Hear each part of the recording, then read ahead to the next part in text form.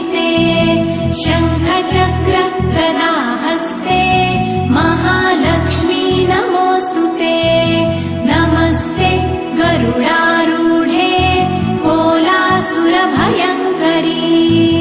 सर्वपाप हरे देवी महालक्ष्मी नमोऽस्तुते महादेव्यै च विद्महे विष्णुपत्न्यै च धीमहि तन्नो लक्ष्मी प्रचोदयात्।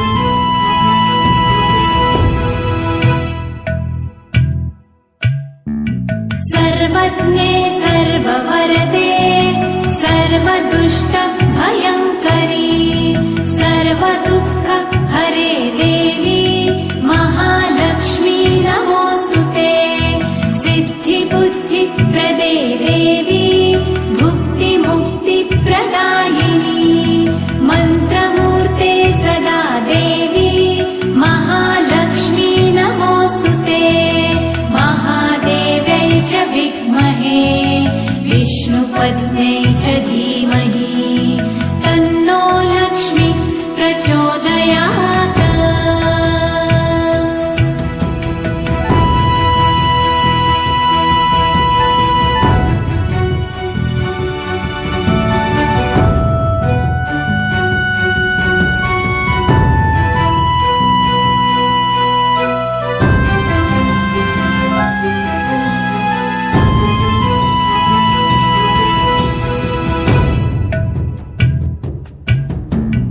आद्यन्तरा